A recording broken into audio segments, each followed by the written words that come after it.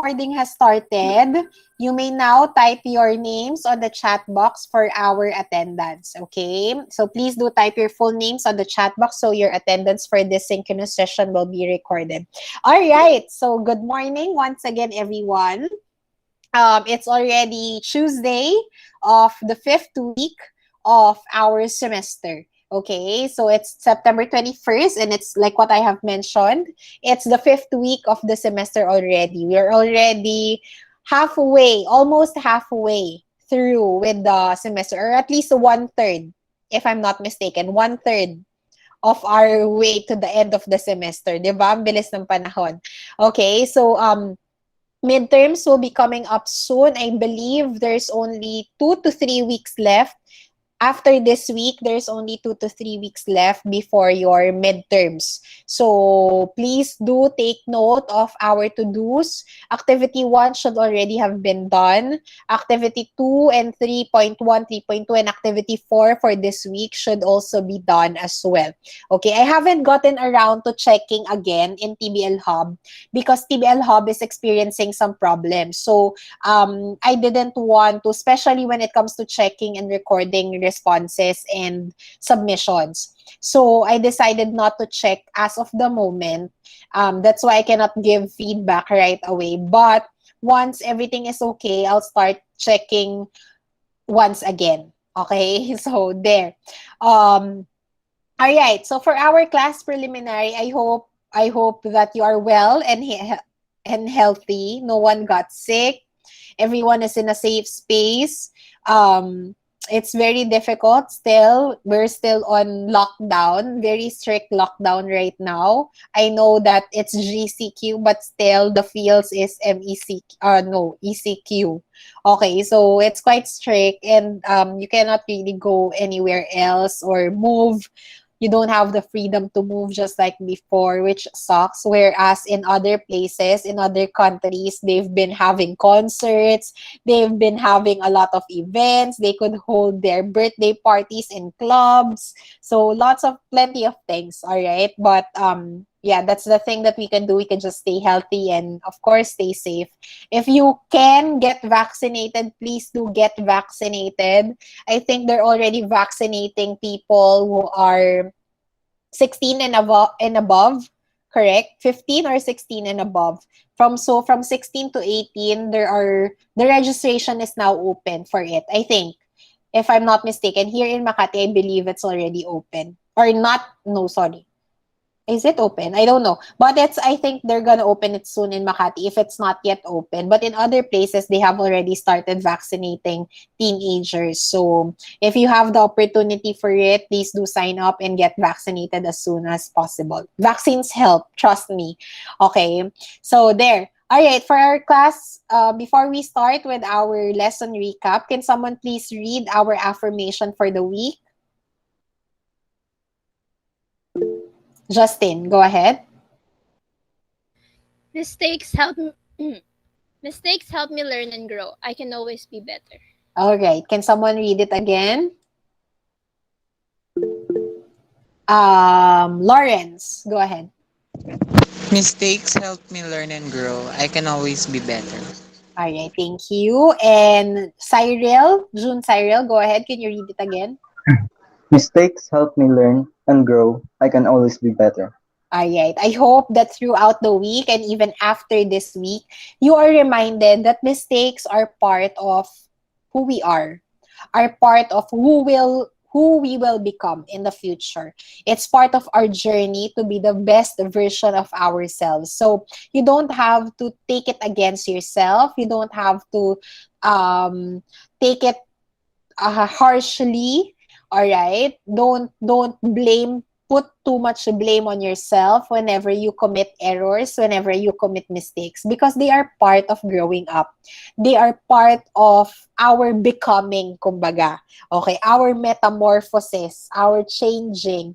Okay, so I know that there are certain instances wherein you know that you could have done better if you have not committed this error, if you have not committed this mistake. But remember that mistakes are there because we learn from it. We should learn from it. If you didn't learn from your mistake, then that's something that is, or something that you should think about. But if you learn from your mistake, then it's something that you have to accept because it made you better in the first place. Okay, so mistakes are fine. Don't worry about it. We will be having a lot of activities wherein you will commit errors, commit mistakes, and it's fine. It's part of who we are. It's part of our transition from being good to being the best version of ourselves. Okay, so there. I hope throughout the week you'll get to repeat this, get yourself acquainted with this, and remind yourself every day that um, it's okay to make mistakes. It's okay to commit errors. All right? So let's do our lesson recap now. Let's move on. Let's not waste any more time because we have an activity for today. Okay, so let's do our lesson recap. Lesson 3 is simply about, there were already 2 lectures after lesson 1 and lesson 2. Lesson 3 was all about the different functions and features of effective communication. So, additionally, I also discussed the different barriers of communication because communication is not always a perfect process, and it's not expected to be always a perfect process because of certain barriers. All right? So, that's why I included barriers for lesson 3 because it's very important. Becoming an effective communicator means that you are able to identify barriers or possible barriers to communication and adapt to it. All right? Learn how to overcome those barriers. That's why it's part of lesson 3. Okay. Lesson 4, on the other hand, talked about the 2 major forms of communication. We have verbal communication and non-verbal communication. So those categories or those forms also have different categories. And in lesson 4, that was what was discussed. Okay? So for our lesson recap, my question is, what is one thing that you have learned from lesson 3 and or lesson 4 that you did not know before but you know now? What is one thing that you have learned from lesson 3 and lesson 4 that you did not know before but you know now? Anyone? The 7 C's of communication. The 7 C's of communication. Who was that? Sorry, I didn't notice. Okay, Narjana, go ahead. Unmute yourself now. Narjana, what was it you were saying? Ayun po, I can't open cam po kasi mahina po yung internet. That's Pero fine. the 7 C's that I've read po sa module po is the completeness, conciseness, consideration, concreteness, courtesy, clearness, and correctness po. Mm-hmm. All right. Okay. Very good. So, those 7 C's are actually part of, those are things that you have to think about. Those are elements that could make communication even more effective. It's not always the case that you get to follow all 7 of them. But if you are aware of all those 7 considerations, all those 7 elements, all those 7 aspects, then definitely you are more conscious about your communication, okay, about the way that you communicate. And in a way, that becoming more conscious about the way that you communicate, in a way, also will make your communication more effective. Okay? So that's what the 7 C's is all about. Now, there are 2 important things in there that I want to highlight. Actually, all 7 are important. All 7 are important. But there are 2 important elements or features that I want to highlight. The first one is consideration. Consideration refers to your ability to think about, to take into account certain aspects, certain aspects, certain parts of the communication process, and certain information about your listeners. during the conversation process, or even before, during, and after the communication process. So if you think about, simply put, it's simply saying that you have to think about your listeners. You have to think about who they are, what they are, how they are. How they are as a person, how they are as a listener. Okay? So you have to consider those things. That's consideration. Now, if you are being considerate, you are thinking about other people, your listeners, your intended listeners, your intended audience, then most definitely you will be courteous. You will be respectful. Okay? So when you, for example, if you are considering their age, you are thinking about their age, of course, you will become more respectful of who they are. So the way that you talk will also be affected. You will get to use formal language and not informal language, or something that you know will imply respect. Okay? So knowing those two things, consideration and courtesy, you get to adapt to the communicative situation that you are in.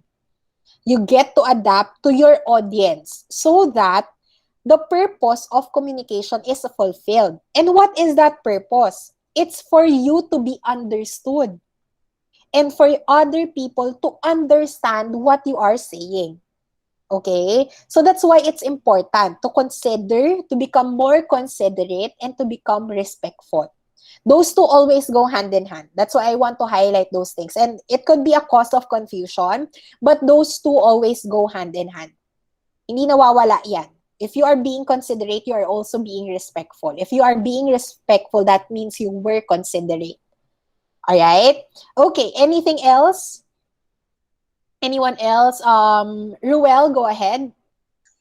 Yes, ma'am. On the lesson for the verbal and nonverbal, something that stood out to me is the other types of nonverbal communication, which includes chronome- chro- chronomex, which is how time affect communication. So I think this, I didn't know this before, but I think this is something overlooked in terms of nonverbal communication because this is something that can be intentional or out of speaker's control. So yeah, for me it's quite interesting, the concept of this chronomics. Yes. Okay, thank you very much, Ruel, for sharing that one. Actually, if you have watched the video, especially non-verbal communication, because sometimes that's the kind of communication that we take for granted.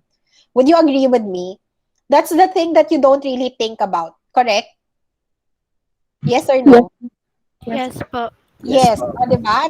Me personally, I really don't think much about my non-verbal communication skills. I focus more on the way that I deliver my speech, the way that I use my voice, okay? But non-verbal communication is very essential. And there are different categories of non-verbal communication. Like what Ruel mentioned earlier, there's this thing called chronemics. Okay, chronemics simply refers to how time affects the communication process, or how our ideas, our conceptions, preconceived notions of time affect communication. Take for example, yung sandali mo lang, 'di ba? 'Di ba ito, it's very good example to sa bahay. Tinawag ka ng nanay mo, your mother called you and asked you to do something. Tapos ang sagot mo, sandali lang. Yung sandali, literal meaning ng sandali lang ay short time, right? Short time. Just wait for a short time and then I will do it. Pero hindi mo yan gagawin. Pinapatagal mo yan. Sandali lang. Okay? It will take a lot of time. Kaya yung mga sagot ng nanay, yung sandali mo, bukas na yan. Sandali mo, siyam-siyam na aabutin yan. Di ba? Ganyan yung mga linyahan ng mga nanay eh. Okay? So, our idea of time, our conceived notion or preconceived notion of time, our perception of time may vary. Our times, for example, another good example of this is in the Philippines, whenever we say, I'm on my way, for example, I'm on my way there, ibig sabihin niya, nasa bahay pa lang yan. Right? Would you agree? Yes or Mas no? worse, ma'am, Yes. naliligo pa lang. Baka nga O, busy diba? ka pa eh. On the way. On the water. O, diba? See, our, but if it's a Japanese person saying, I'm already on my way, that means that they are already there. They are already almost there in the place, in your meetup place. But here, share ko lang, when I was in Korea, when I was living in Korea, they have the same conception of time or notion of time as the Japanese people. They are very strict with time. You cannot be late. Kasi ang late sa kanila, if you are late, that means that you arrived on time. Okay? So, before, whenever I meet up with my friends, especially my Korean friends before, I have to be there early or even earlier than them, especially if they were the ones who set the time. For example, let's meet up at 10 o'clock at Seoul Station, like that. I cannot be in Seoul Station at exactly 10. I have to be there like 30 minutes early or 15 minutes early. I will feel bad, or it's as if I am forced, or I don't know, it's probably because I've gotten used to how Koreans are. But I will feel bad if my Korean friend will wait for me, especially if he or she is the one who set the time. So if he or she arrived there earlier than I am, I will feel bad. Like I'll feel terrible. I would probably ask him or her to I will offer to him or her to buy him or her a drink, or buy him or her lunch, buy the meal during our meetup. That's how terrible I will feel. Okay, but here in the Philippines, ay nako, ang ating conception of being on time is being late. 'Di ba? We have this concept of Filipino time. Correct? And it's acceptable. It's widely acceptable. And even other people know, even non-Filipinos know that we have a different conception or preconception of time. Okay? Kaya nga 'di ba yung PAL, yung Philippine Airlines, ang anong ibig sabihin ng PAL for foreigners? They believe that PAL doesn't stand for Philippine Airlines. It stands for plain always late. Kasi kasi even yung flag carrier natin, flag bearer natin na airlines, late din lagi dumarating yung mga eroplano nila. Okay? So ganun siya. It has become, sometimes it has become a cultural thing, but sometimes it's also a personal thing. If you value time, for example, me, ever since I lived in Korea, I don't really like people late whenever I ask them to meet up. Okay. I really call on my friends who are late. Bakit niyo ako pinaghintay? Ganyan. Ang usapan ganito, ganyan, ganyan. Tapos ganito kayo darating. I call on them. Pero dati, syempre, okay lang yon. But when I lived in Korea, I gotten so used to it. Even the way that they walk. Has anyone here been to Korea or Japan? Meron ba ditong nakapagbakasyon na? Or kahit pag nanonood kayo ng drama, you would notice that people in Korean dramas, for example, it's a busy street. Even in Japanese dramas, it's a busy street that is being shown in the drama. You would notice that people walk fast. Pero hindi yan nagmamadali. They are not in a hurry. That's just who they are. Oh, I've gotten used to it as well. That's why right now, every time that I go outside, I walk fast. But Filipinos, you would notice in the malls, even on the streets, when they walk, kahit late na yan, hindi yan tatakbo. Lakad lang yan, para naglalakad sa Luneta Park. 'Di ba? Kaya nga nabuo yung phrase na yun eh. Ano ka, para ka naglalakad sa Luneta Park. Kasi ang bagal mo maglakad. We Filipinos, we value the journey. Okay, but for other nationalities such as Korean people and Japanese people, ay nako, kahit hindi sila late, para silang nagmamadali lagi. They are always in a hurry. I don't even know why, but I adopted that that trait of them after I lived in Korea for 1 year. Ayan. So, bawal talaga dun yung para kang, alam mo yun, yung kung saan-saan ka nakatingin, kailangan straightforward ka lang nakatingin. Okay? So, alam na alam nila, Koreans already know who are foreigners who are visiting only in Korea. So, ayan. Because of those certain things. Alright. Anything else before we proceed? Anyone else want to share? Anyone? Hala, kanina ang dami nagtaas ng kamay, ngayon wala na. Guys, are you still with me? Yes po. Yes. Yes. Oh, what else have you learned? What else have you learned from the lesson that you didn't know before and now you know? Aisha, go ahead. Ano po, yung the aspect of voice usage in verbal communication, which are the volume, pitch, rate, quality, pauses, emphasis, and variety. Okay, thank you very much, Aisha. You know, those are also very important, especially when you use your voice. You are not consciously aware of it, of those tiny changes, tiny adjustments that you make, but simple adjustments or simple changes in the volume, in the tone, in the pitch, in the quality of your voice, even the variety, okay, the changing up of those elements whenever you use your voice affect or may affect your intended message. Take for example, ito ugali ko to. I honestly, this is a trait of mine. Every time that I want to emphasize on something, I say it louder. Lalo na kapag nakikipagtalo, every time that I'm in an argument, it feels as if my own personality I always feel as if I will get my point across better if I say it louder. But it's not always the case. Sometimes it affects the way that I communicate. Sometimes people I communicate with misconstrue miscon misconstrue the intended meaning. Okay? I simply just want to get my point across. However, they believe that galit ka. Okay? Bakit ang lakas ng boses mo? Galit ka? Bakit mo ako sinisigawan? 'Di ba? Ganon. So, when I was in a relationship before, that was our main issue whenever I argue because my ex-boyfriend before, he was very calm. He was very calm whenever we fight, as if nothing's happening, as if he doesn't care for the world. That's why I always feel even that disposition of his could also be miscommunication, a reason for miscommunication. Okay, even that disposition of him na it feels as if he doesn't care, he doesn't really care because the tone of his voice is very calm. It's not going up, it's the volume is not rising, it's not getting low, it's not getting softer, it's just the same as he is. And me, I would raise my voice, I would change the pitch of my voice and the volume of my voice and so on and so forth.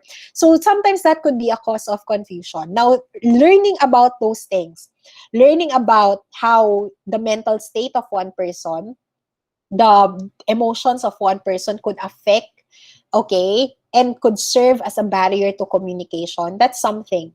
Okay, another thing, like what Aisha mentioned, the way that we deliver the words, the way that we use our voice. Sometimes it would affect, if not sometimes, most of the times, it would affect the way that we communicate.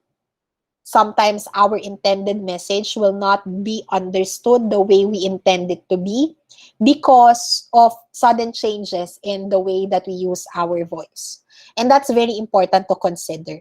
Okay, remember that exactly, Narjana, it may lead to confusion or misunderstanding. Correct. Okay, remember that to get your point across, you don't always have to talk louder. You don't always have to sound angry. Okay, you just probably need to fill in certain pieces of information for them.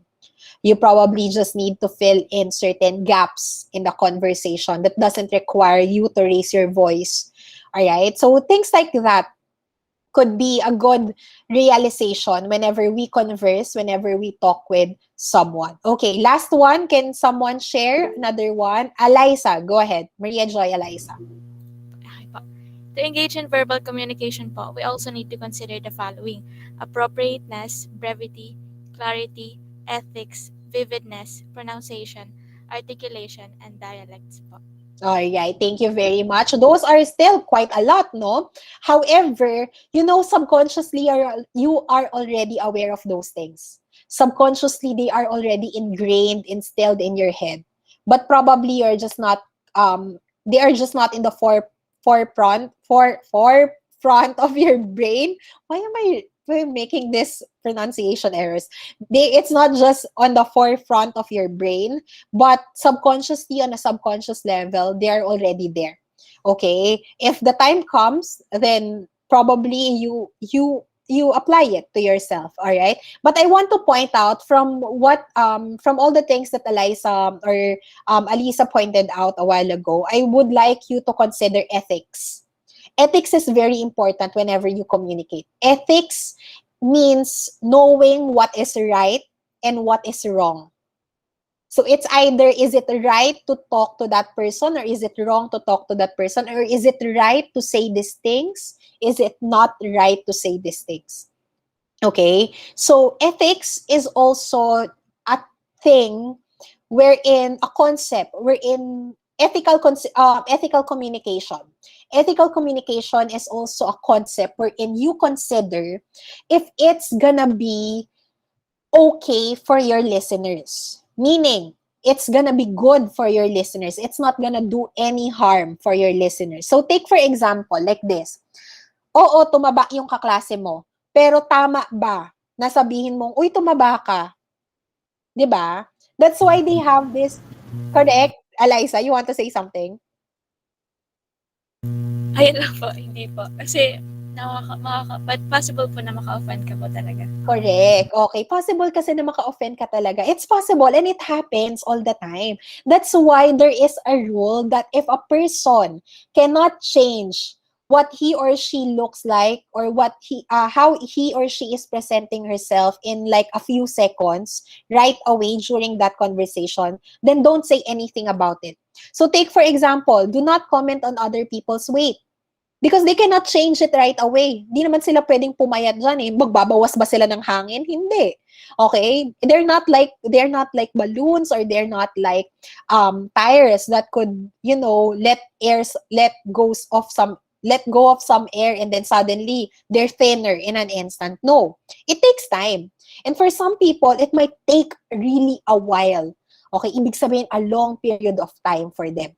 Okay, another thing, kung tinga lang yan sa bibig nila, okay, pansinin mo, go. Kasi maaalis nila yan.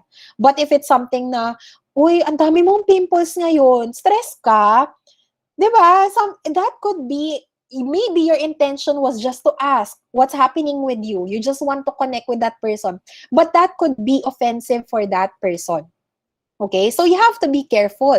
You have to consider whether it's right or wrong, whether it's appropriate or not. That is what we call ethical communication. If your intention is clear and you didn't want to harm or intend or cause any harm to the person that you are talking, you are engaging in ethical communication. Okay, another example of ethical communication. When is it the right time to tell white lies or to tell a lie? 'Di ba? Is it okay for you? Oh, may nagtaas ng kamay. Sige, Norjana, go ahead. Share. Ano po, kapag po alam mong makakasakit sa kanya yung kapag sinabi mo yung totoo. Kasi, hindi naman po natin alam kasi yung mga, nararamdaman ng ibang tao. So, we should consider din po kung ano po yung maaaring outcome sa kanila kapag sinabi natin yung totoo. Correct. Okay, sige, Rice, Josiah, go ahead. You were raising your hand. Po. Ano ma'am? Sorry. Ano po ma'am? Depende po situation. Kasi ma'am, minsan mas magandang sabihin mo yung katotohanan. Kasi doon nga po, kapag sinabi mo katotohanan, meron pa siyang chance ng change. Pero pwede ka na po magkaroon ng white lies kung threatening na po talaga yung maaaring outcome ng gusto mong gawin.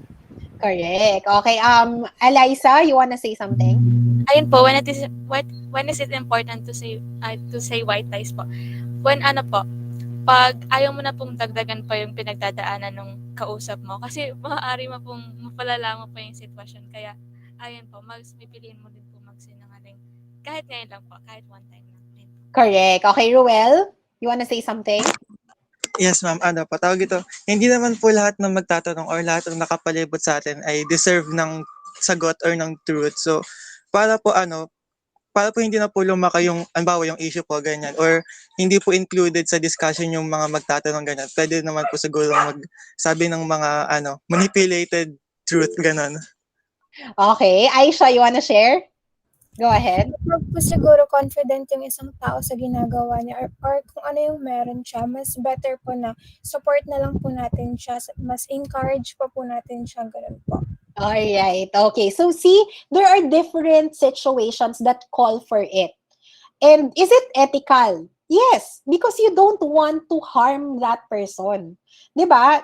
Look at all of the situations that you just gave. You didn't want to add up to the burden of that person. You didn't want to add up to whatever he or she is going through. So you tell a lie.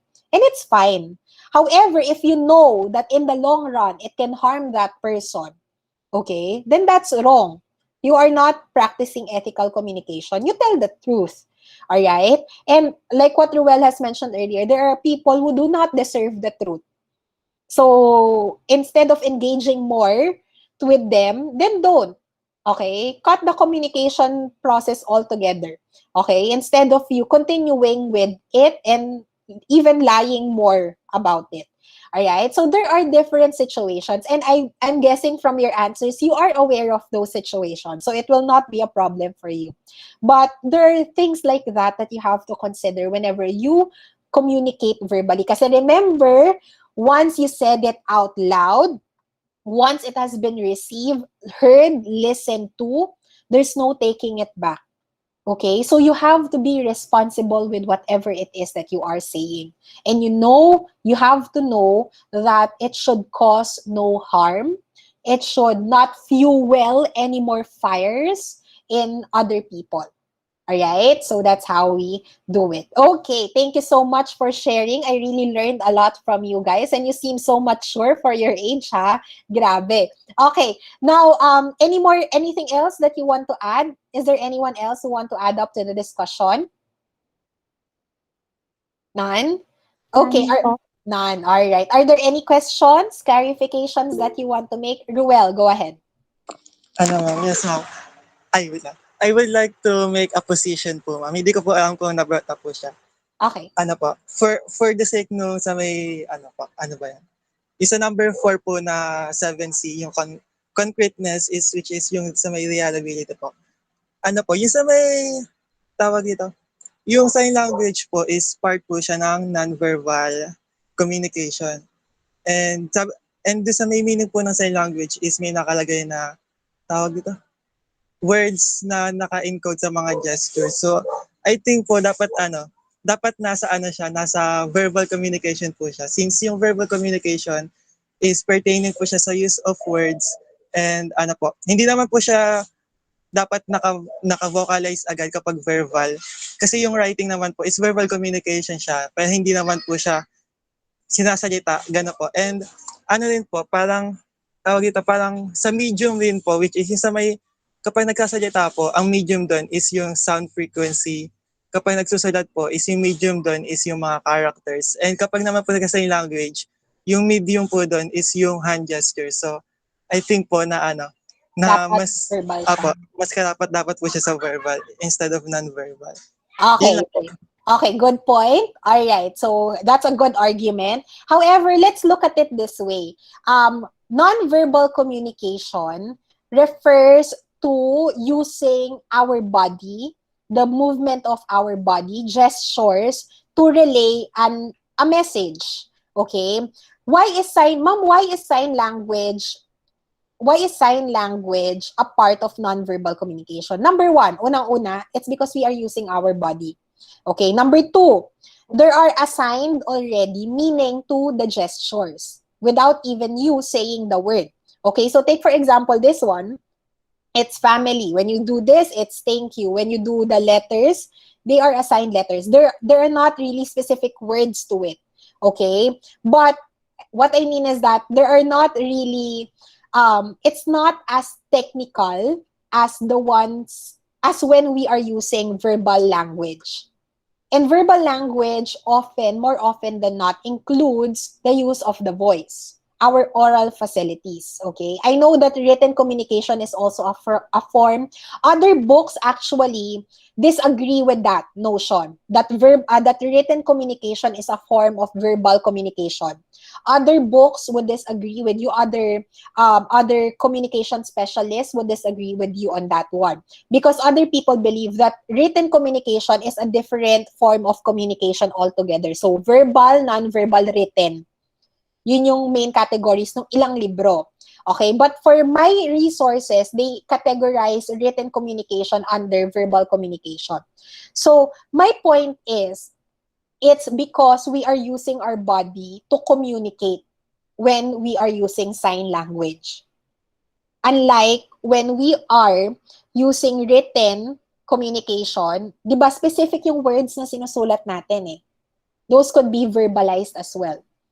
Alright? So, ganun siya. That's why it is under nonverbal communication. Yes, ma'am. Thank you, ma'am.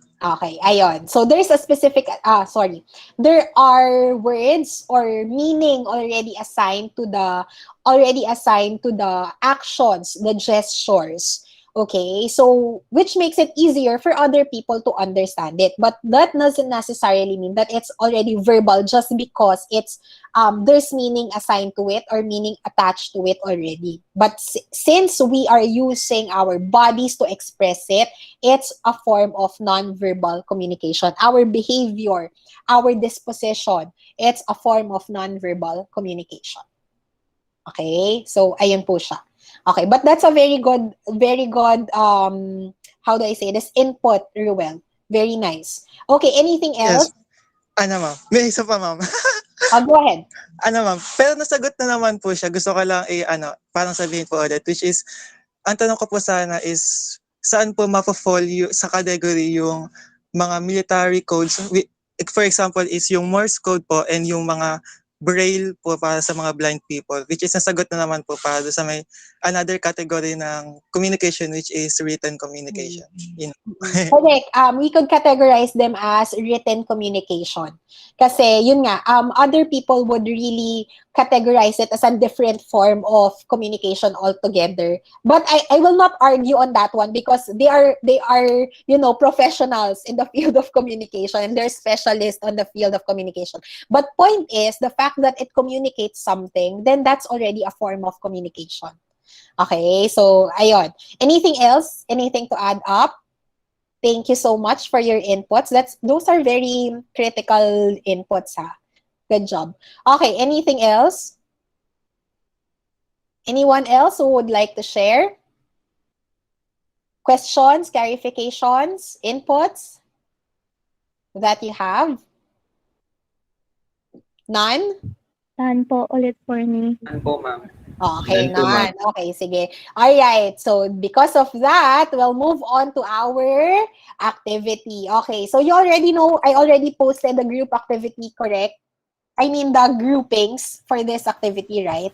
Yes po. Yes, okay. Yes, Were you able to talk to your group mates about it? Were you able to talk to your group mates about it? Po.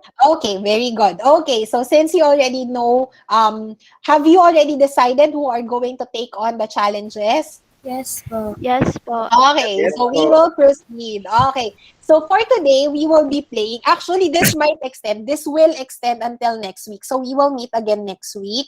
However, after next week, I'll probably give you 2 weeks of break for synchronous session kasi two consecutive weeks tayo na mag-meet eh. So baka yung following weeks would be midterms naman yon. So okay lang, mag-complete na lang kayo ng requirements tsaka lesson. But, yun nga, we'll play Twisted right now. So, we might not be able to finish the game, this challenge, because there are 5 games in here. And 5 games, because I wanted everyone to participate. That's why I decided to have the 5 games. Alright, so this one is called Twisted, the Ultimate Oral Communication Challenge. Why is it the Ultimate Oral Communication Challenge? It's because it will test your verbal skills and your non-verbal communication skills. Okay, I have already posted the games that we are playing, and you probably know the rules of some of them already. So it's not gonna be difficult naman. All right, so I hope that everyone or every group already has a representative for each game. Let me go through the rules first before we proceed. Each game must be taken on by one representative of each group. Each member is expected to participate. No repetition of challengers, meaning if you are already the representative for game 1, you cannot be the representative anymore for game 2, game 3, and so on and so forth. Okay, and each game is worth corresponding points. Once successfully completed, the winning group will receive the points allotted. However, there are certain challenges or certain games, rather, that even if you do not complete the entire task, if you done it correctly or if you have done it correctly, you will still earn points for it. So for example, there are 10 items and you got 5 correctly, then 5 points for your group. Alright? So hindi naman na-hoard. The entire group, the winning group will not always be the one to hoard the points. Okay? So there will be opportunities for each and every one of you to get points for your group. Alright, now the group with the most number of points at the end of the challenge will, of course, win. Each participating member will receive 20 pesos GCash or load. So each member who will participate, highlighted yan, underline, participate. Okay, participating member will receive 20 pesos GCash or load. If wala kang naiambag sa grupo mo, huwag ka nang mag-expect ng prize. Alright? So only those who have participated and who have contributed to the winning of the group will receive the prize. And rightfully so, they deserve it naman po. Alright, so if you are ready, are we ready now? Yes, no, maybe? Yes po. Yes, ma'am. Okay, if we are ready, can I see raise hands, please? Okay, let's move on to the first game. Okay, the first game is simple. It's a pronunciation and articulation challenge. So, can all the representatives for groups 1 to 6 for game 1 turn on their cameras so I would know Yes, who they are? sir.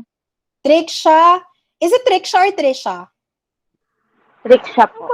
Okay, Triksha, what's your group number? We're group 1 po.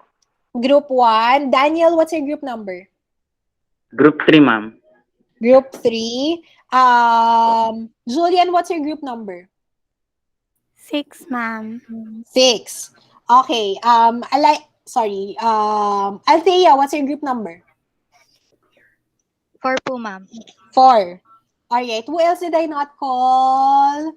Marquita, what's your group number? 5 po yan, ma'am. 5 po. 5. Okay. Who else is gonna join us? Julie. Group 2. Okay, correct. Alright. Okay, ayan, si Rina. Alright, let's go. Are you ready now? Let me explain first the rules of the game before we proceed. For game 1, the rules are simple, and this is the easiest one out of all the challenges, okay? You just need to read the list of the words on the screen. On the screen, okay? So, I will ask you to choose a set of words, and then you just need to read the list of words. There are 10 words in total. Each properly articulated and correctly pronounced word is worth a point for your team. So if you properly pronounce all 10, then you get 10 points automatically. If you properly pronounce 5 items, then 5 points for your team, regardless. Okay, are we clear? Yes, no? Yes po. Oh, Yes, yes. ma'am. All right. Okay, so we will begin. Let's start with group 1. Group 1, what number do you want? Number 1 na lang po. Number 1 then. Okay, sige, number 1. I'll give you 5 seconds to look at the words first.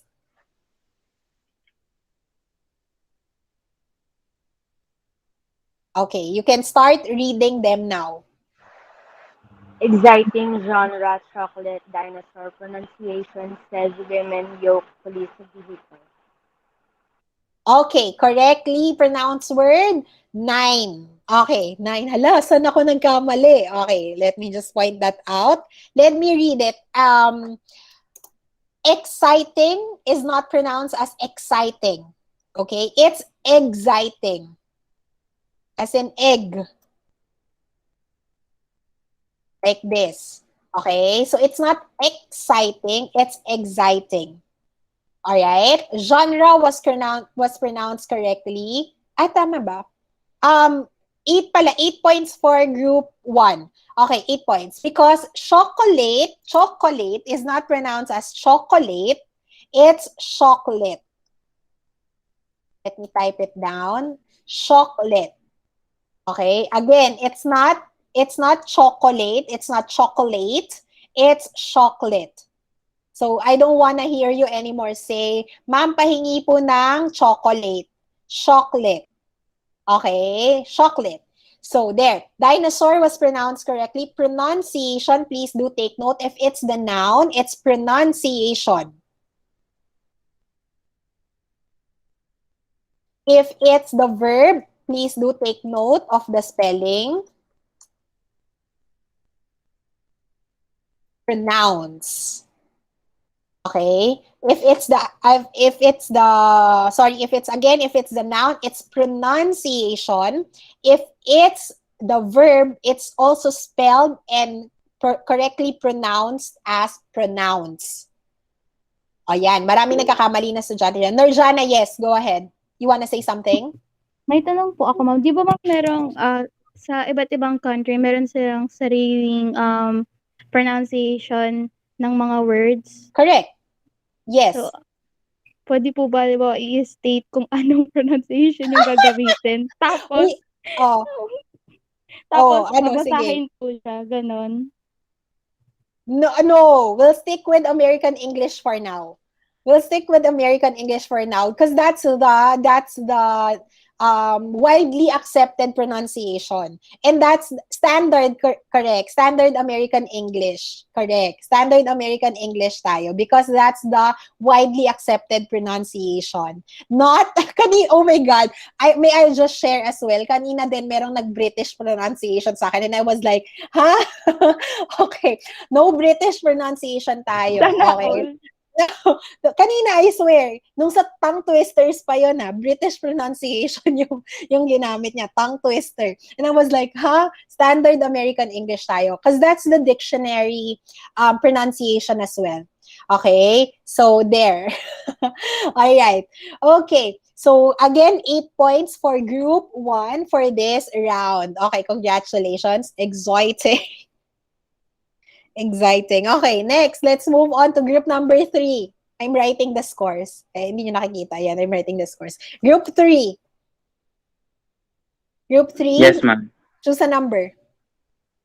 5 po. 5. Okay, 5. Alright, 5 seconds to look at it. Okay, read. Schedule, elite, through, intermittent, calm, epitome, English, percentage, infamous, cupboard. Okay, 8 points as well. Okay, let me read it again. Schedule, correct? It's not schedule. It's not schedule. It's schedule. All right? Elite, not elite. Elite. Through, correct? It's not through, it's through. Intermittent, correctly pronounced. It's calm, not calm. Okay, calm. CALM, but the letter L is silent. Calm. Okay? It's not, this was incorrectly pronounced. It's not epitome. It's epitome. Epitome. Okay, epitome. English was correctly pronounced. Percentage was correctly pronounced. Infamous was correctly pronounced. Good job. Infamous means you are famous for being bad, for being terrible, for something that you have done in a bad way. Okay? So, for example, For example, Kabo. the words murderers and serial killers are like Ted Bundy are infamous. So they are known for being bad. They are known for being serial killers, murderers, and so on and so forth. Okay. Cupboard, it's not cupboard, it's cupboard.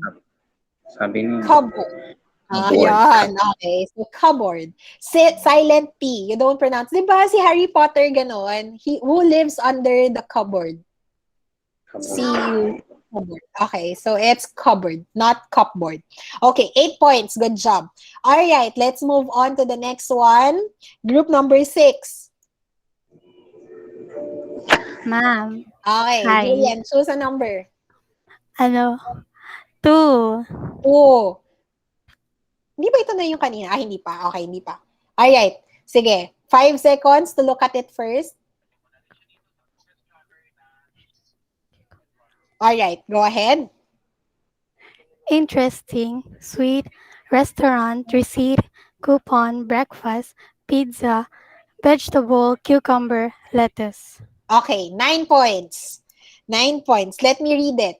In Filipino, even in standard English, sometimes they accept this one. Interesting. It's fine. Interesting.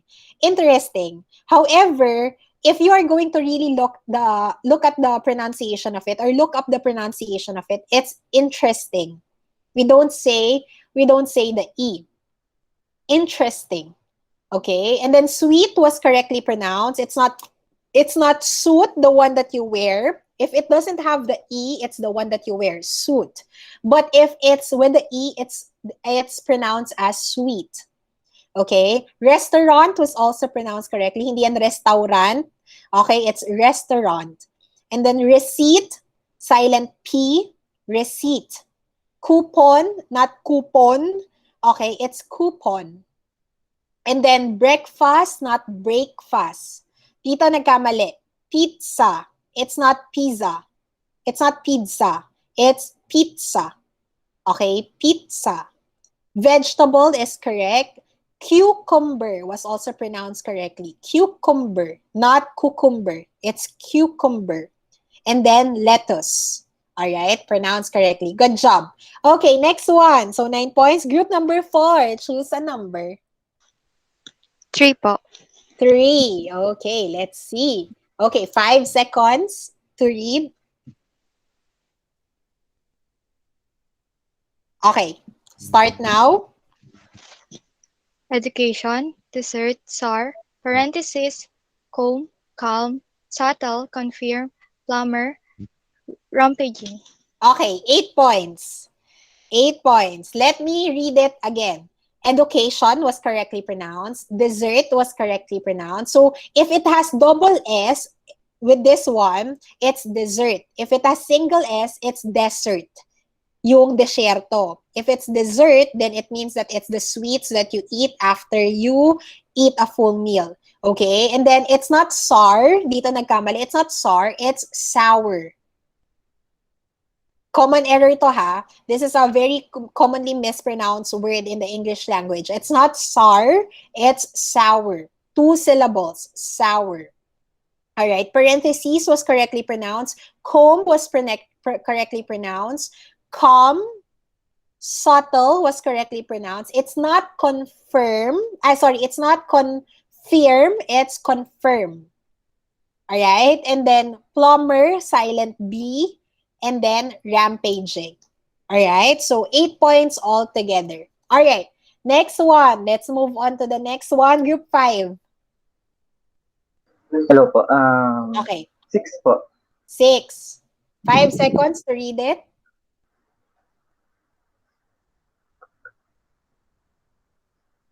Okay. Go ahead.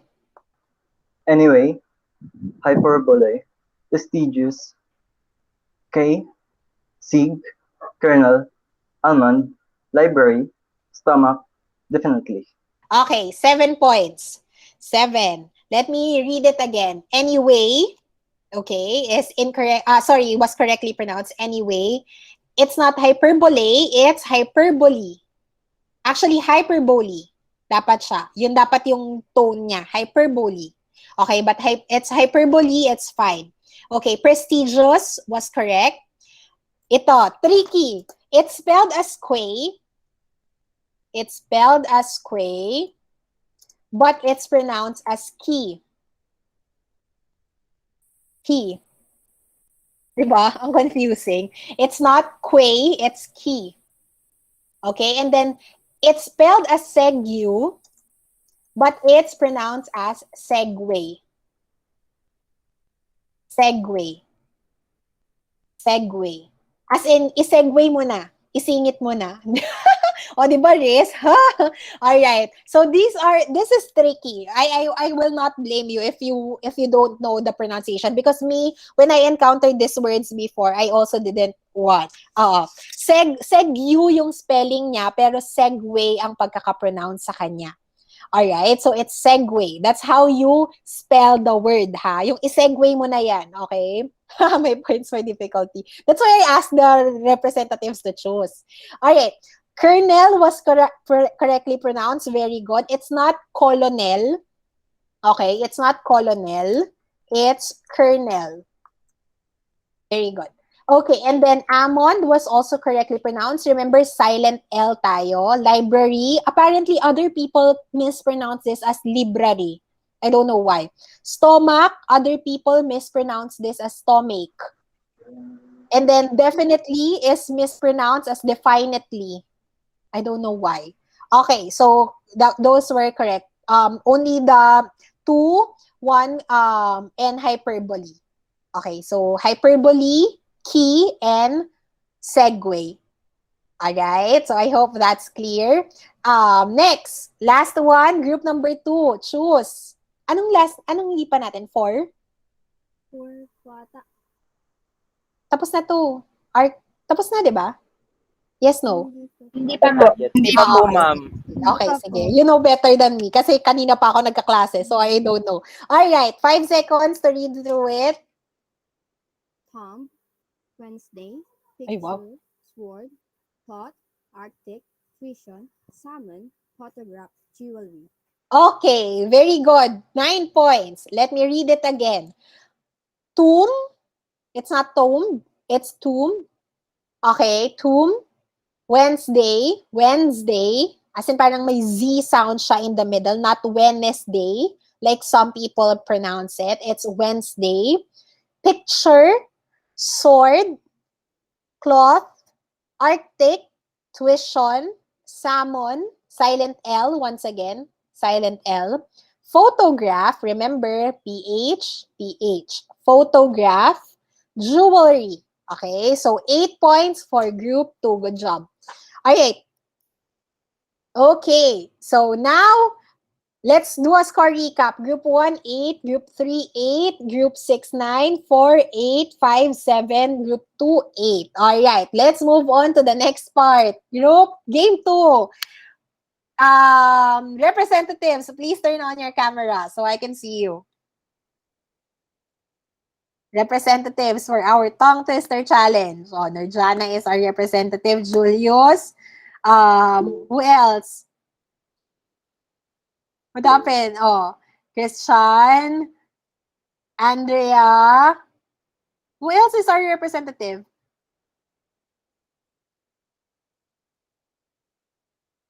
Okay, sige. I'll call you now, ha? Alright. Eliza is our Eliza, are you our representative? Yes, no? Sige. Wala pa nagre-reply. Baka naglalag pa ako. Alright. So, let's move on to the next part. Next game is, probably this is our last game for the day because we don't have enough time. Alright, let's move on to the tongue twister challenge. Alright. Ay, may mga cheer na. Grabe yung support system dito, ha. Saludo ako. Okay, good job. Alright, so for our second game, we have the tongue twister challenge. It's simple. Okay, very simple, but more challenging than the first one because in this challenge, you have to read as many tongue twisters as you can in 1 minute. All right? Again, read as many tongue twisters as you can in 1 minute. I will be showing 5 different, so each of you will have 5 different sets of tongue twisters. Okay? There are 5. Each of those tongue twisters is worth 2 points. If you said them correctly in one go, automatic 2 points is yours. Alright, so each correctly read tongue twister in just one attempt is worth 2 points. You can read it as low as you want. However, remember that you only have 1 minute to complete all 5. Again, you can read it as low as you want if you want to read it correctly. However, you only have 1 minute to complete all 5 or to read all 5. Are we clear? Yes? No? Yes po. Let's Okay. go. Ayan, ready na. Naku, mukhang nag-practice si Nerjana. Okay, kabahan na daw kayo. Alright, so let's go to group 1 first. Group 1. Choose a number. Oh my God. I'm torn between the colors. Sige, sa 5 po. Lucky number. 5. Okay, 5. I'll give you 5 seconds to look at it first.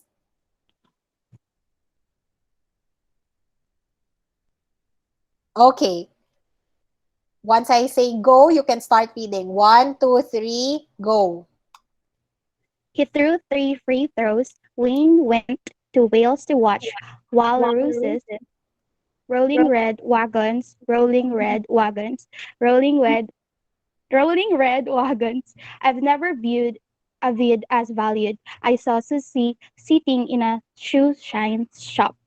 Okay, can you read number 1 again? He threw 3 free throws. Okay, can you read number 3 again? The third one. Wayne The went third one, to the Wales. third. Rolling red Oh, wagon. sorry. Rolling red wagons. Tatlong beses po ba? Yes. Rolling red wagons, rolling red wagons. Okay, and then the last one? I saw Susie sitting in a shoe shine shop. Again, the last one? I saw Susie sitting in a shoe shine shop. Okay, very good. Okay, so 10 points for group 1. All right. Okay. 1 minute is actually quite long. So you have plenty of time to correct whatever it is that you mispronounce or misread. All right. So good job. Let's go to group 3. Group 3. Yes Group po. 3. Who's the representative? Ako po, ma'am. Okay. Nak, please choose a number. Number 3 po. Number 3. Okay. 5 seconds to look at it. All right. Ready? 1, 2, 3. We surely shall see the sunshine soon. How much wood would a woodchuck chuck? I have got a date at 7:45. Fred fed Ted bread, and Ted fed Fred bread. Near an ear, a nearer ear. Can you repeat number 4? The fourth one. Fred fed Ted bread, and Ted fed Fred bread. A bit faster. Fred fed Ted bread, and Ted fed Fred bread. Okay, very good. All right. Thank you very much. Plus 10 for group number 3. Okay, very good. Okay, let's go to another one. Group number 6. Okay, Julius is the representative. Number Number 2 po. 2. Okay, 5 seconds to look at it.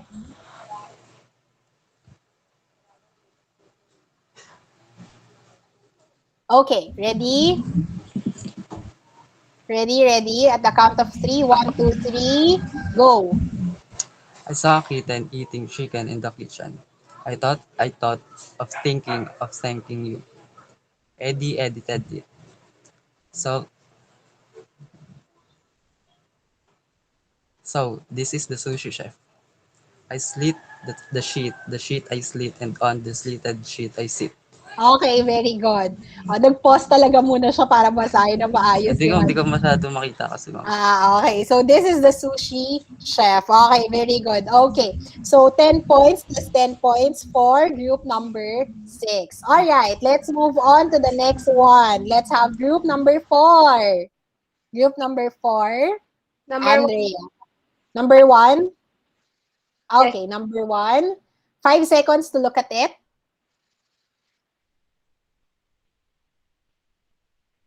Okay. Ready? 1, 2, 3, go. Betty Butter brought some butter. She sells by the seashore. How can cram in a clean cream cane? We all scream for ice cream. Pussy Wussy wasn't Pussy was he. Fuzzy Wuzzy. Fussy was he.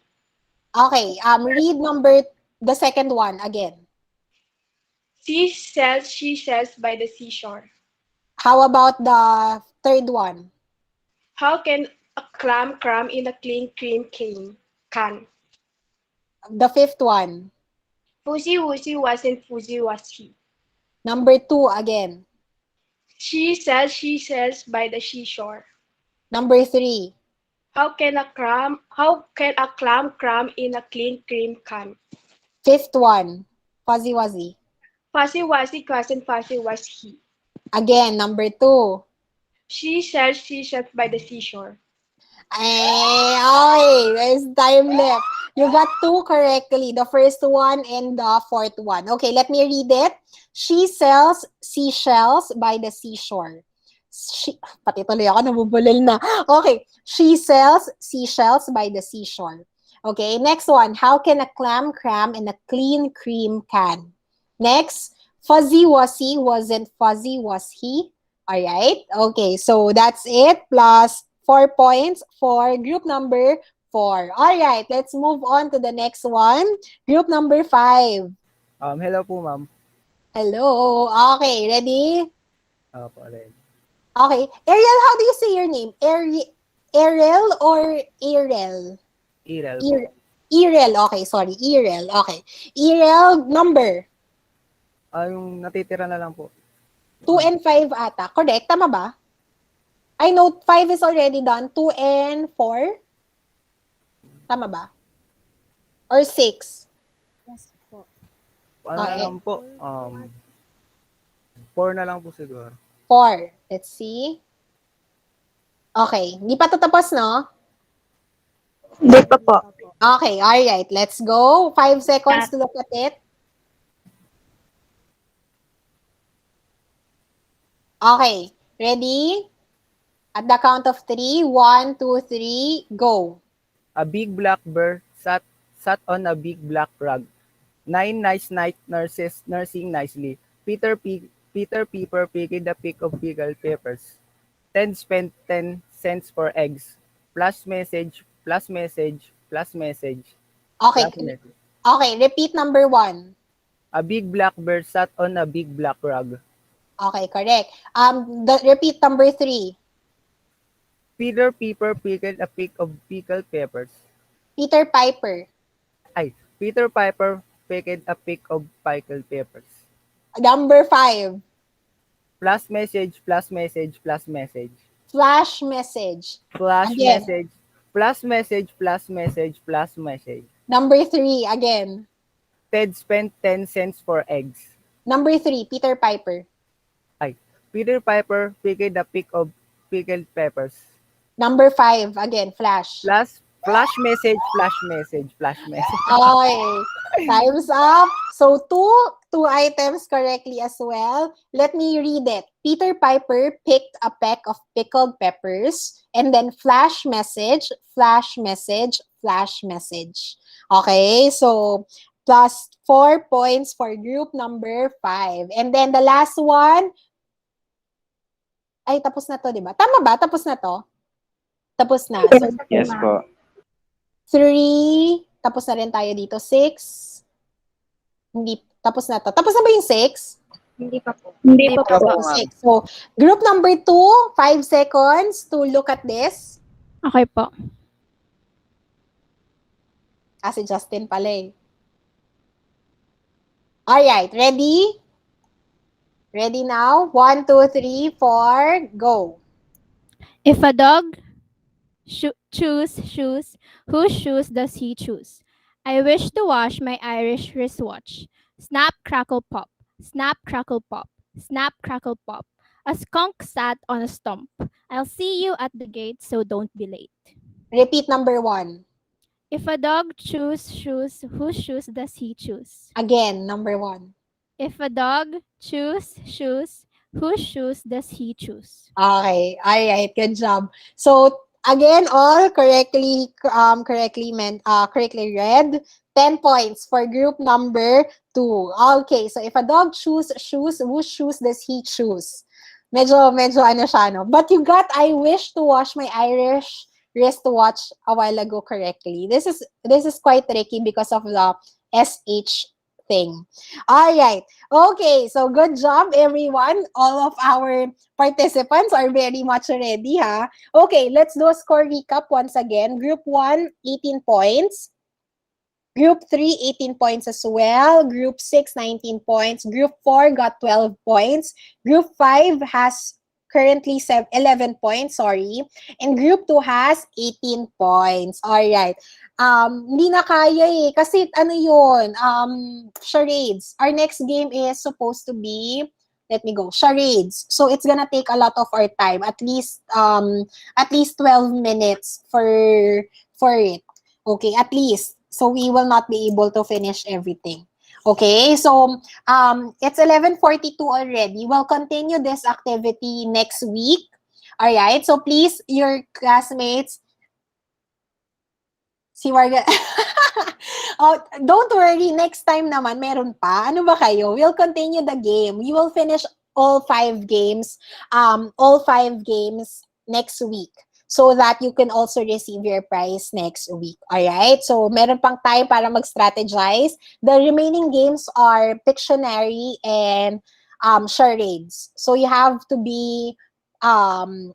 turn on, the representative must turn on their cameras, and then the rest of the group can unmute themselves and guess.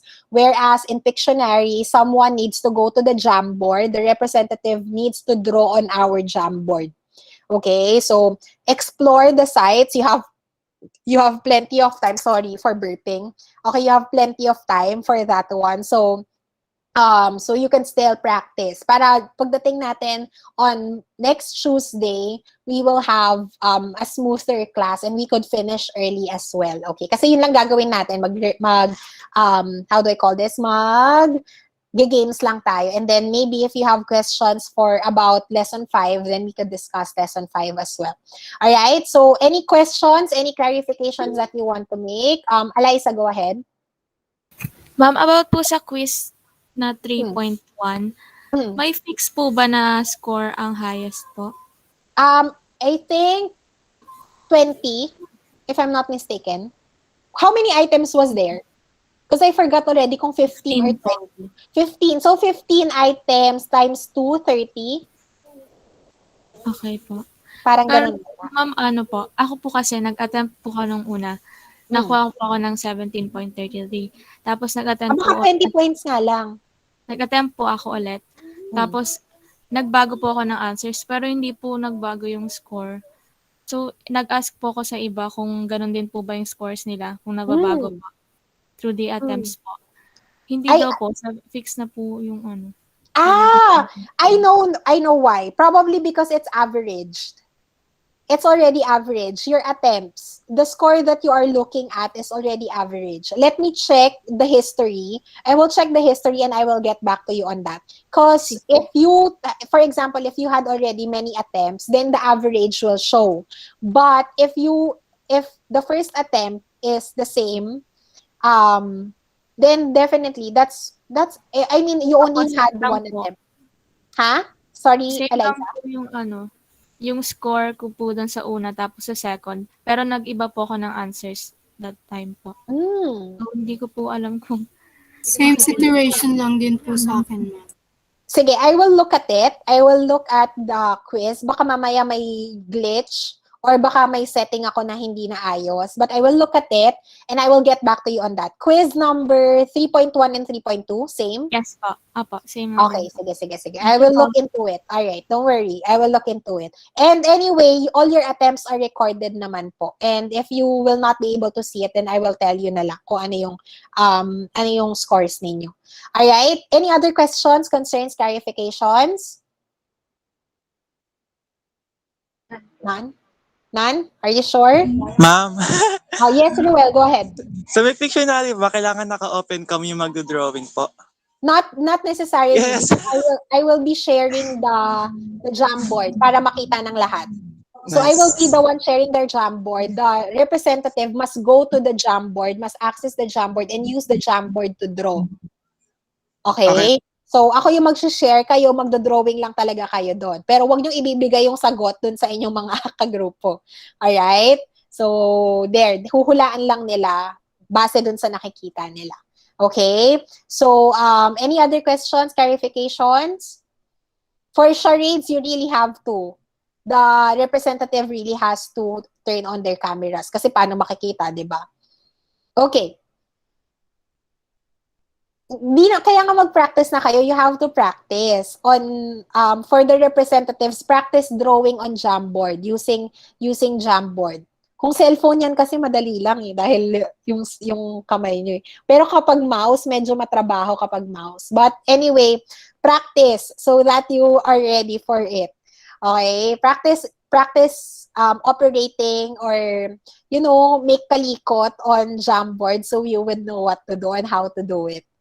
Okay. Anything else? Any other concerns, clarifications that you want to make? None? How about Padlet po? Padlet is just easy. It's like Mentimeter. Are you familiar with Mentimeter? Yes po.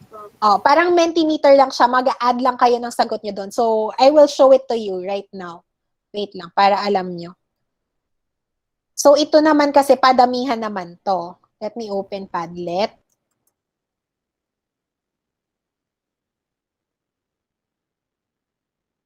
Ma'am, para siyang sticky notes. Not really sticky notes, but rather, let me share the tab. Ay, sorry, hindi yan. Not that one. Ano siya, magta-type ka ng words, tapos ang daming lalo, tapos mag-stick lang siya. Correct. Parang, Oo.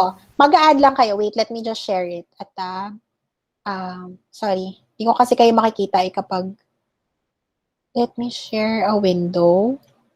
This one. Okay. Nakikita nyo? Can you see it? Yes po. Yes, okay, so it's like this. It's like brainstorming. However, you can see here the plus sign. All you have to do is just click on the plus sign, type your answer, and then send. Click enter. And then type again, send. Kaya dadami at dadami yan. So, para siyang word cloud. Para siyang Mentimeter na word cloud. And then, it will pop up. So, this one would be group 1, group 2, group 3, group 4, group 5, and so on and so forth. So, you would post on your assigned group. Ganon siya. Alright? So, that's how Padlet works. You can actually use this during your, yung mga presentations nyo sa other classes nyo. You can use that one. Okay, that's very helpful. And it's free. If you use your UMAC account as well, it's free. Alright, any questions, concerns, clarifications? You can explore the sites as much as you want so that by the time that we do our activity next week, we are now ready. Okay, so we will have 2 continuous synchronous sessions. So we might have 2 consecutive asynchronous sessions as well after next week para makahinga-hinga naman kayo kahit papano. Alright, any questions, concerns, clarifications that you want to make? Wala po. Pwede po malaman yung mechanics ng word-word. Padamihan.